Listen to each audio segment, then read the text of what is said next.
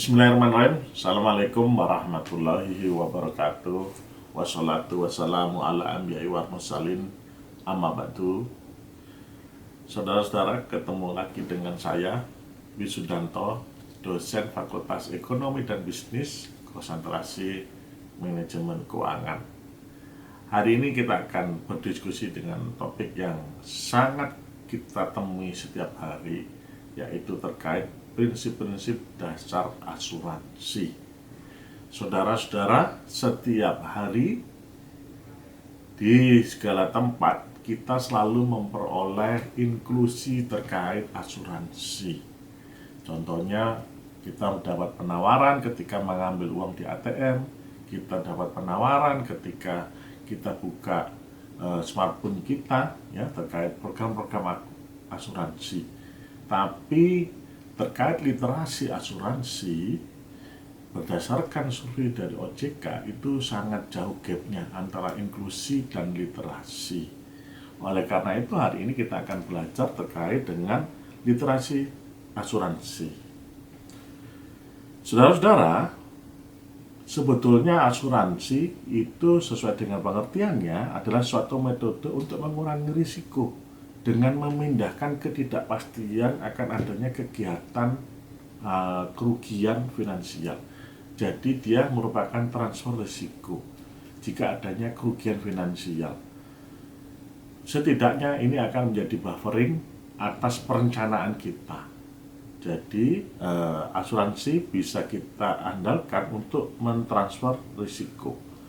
Ada definisi yang kedua, yaitu suatu pelimpahan risiko atas kerugian keuangan, ya, kerugiannya jelas di state keuangan, dari tertanggung kepada penanggung. Tertanggung itu adalah kita, karena kita yang diasuransikan, penanggungnya adalah perusahaan asuransi, sebagai akibat dari risiko sakit, kecelakaan, atau meninggal. Nah, ini berarti terkait risikonya sudah terukur, ya, ada risiko sakit, kecelakaan, dan meninggal. Saudara-saudara, risiko atas diri manusia sebetulnya tidak hanya risiko meninggal atau kematian, sakit, ataupun kecelakaan, ya. Banyak risiko yang bisa terjadi ketika kita sudah melakukan perencanaan, ya. Bisa saja risiko-risiko itu diantaranya misalnya, ya, kita hidup lebih dari ketentuan. Nah, itu menimbulkan risiko, ya. Karena ketika kita hidup lebih lama, itu pasti ada kompensasinya. Misalnya ada biaya berobat, ada biaya pendamping, yang mana ketika itu anak-anak kita sudah mempunyai keluarga sendiri. Nah, ini yang juga termasuk risiko dari manusia. Yang kedua mungkin risiko yang di luar dari kematian, sakit, dan kecelakaan adalah dituntut oleh pihak lain akibat hukum. Nah, ini juga bisa dilindungi dengan asuransi. Yang sederhana, yang sering kita kenal adalah risiko kematian. Saudara, kematian merupakan takdirnya Allah Subhanahu wa Ta'ala yang tidak bisa kita tunda barang satu detik pun.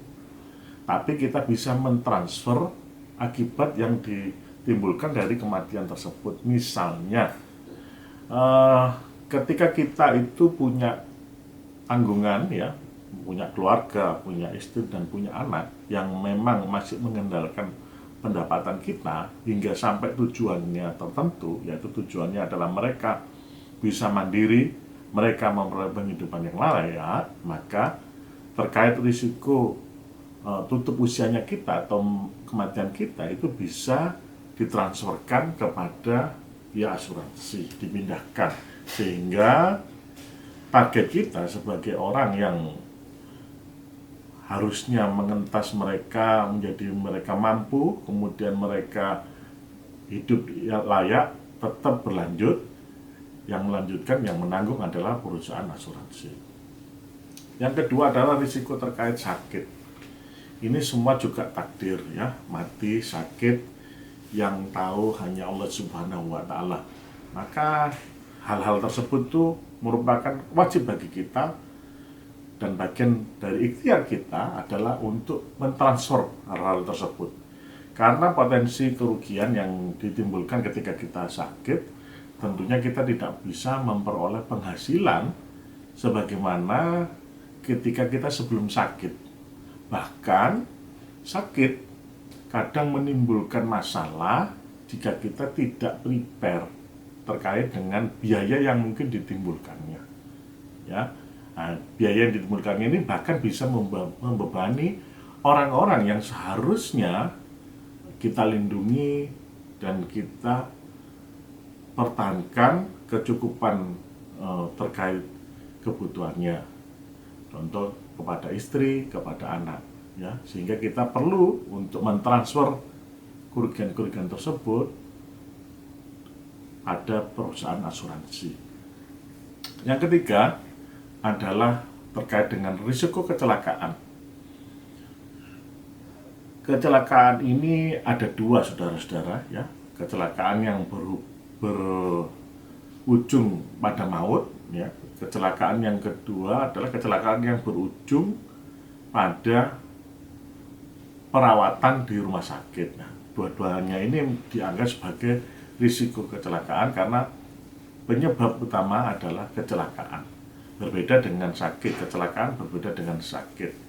Kalau kecelakaan ini merupakan sesuatu juga yang tidak terduga, ya, dan potensi kerugian yang ditimbulkan juga sama dengan ketika kita sakit. Bahkan jika ada cacat, maka kita bisa menjadi beban bagi keluarga kita. Setelah kita memahami terkait dengan risiko-risiko yang timbul pada seorang manusia, saudara-saudara, maka kita akan berdiskusi terkait manfaat perusahaan asuransi. Ya. Tadi di awal sebagai di dalam definisinya disebutkan bahwa perusahaan asuransi adalah penerima risiko, ya. Itu satu prinsipnya, sebagai penerima risiko atau transfer risiko, ya. Kedua, sebagai mobilisator dana, ya, seperti bank itu kan ada surplus ke defisit, ya. Tapi di dalam proses asuransi prinsipnya juga agak berbeda dengan perbankan. Nanti saya jelaskan di bagian terkait prinsip-prinsip, ya. Tapi yang jelas mobilisator dana. Ketika kita sehat walafiat, kita akan membayar premi. Kemudian ketika suatu kejadian itu terjadi yang terkait risiko, ya, ada kematian, ada risiko sakit, dan juga ada risiko kecelakaan terjadi, maka pihak asuransi akan mentransfer dana kepada kita yang membutuhkan, yang menerima kerugian. Yang ketiga, dengan asuransi itu menciptakan peace of mind, ya, artinya paling tidak risiko-risiko tertentu itu sudah bisa kita cover, ya, ada buffering, ada cadangan, ya, terkait akan terjadinya risiko-risiko tersebut. Sekali lagi, dalam konsep perencanaan terkait asuransi sangat penting, tujuannya adalah untuk mentransfer agar perencanaan kita, capaian dari perencanaan kita sesuai dengan apa yang kita targetkan. Yang terakhir, ya, manfaat perusahaan asuransi adalah ketika kita membayar premi, sebagian dari premi tersebut akan diinvestasikan kepada perusahaan aset manajemen, dan tingkat pengembaliannya akan digunakan untuk membayar terkait risiko yang akan ditanggung oleh perusahaan tersebut. Jadi konsepnya perusahaan asuransi, manfaatnya adalah paling tidak bisa mengcover terkait kerugian yang timbul. Saudara, tadi sudah kita bicarakan terkait manfaat, ya.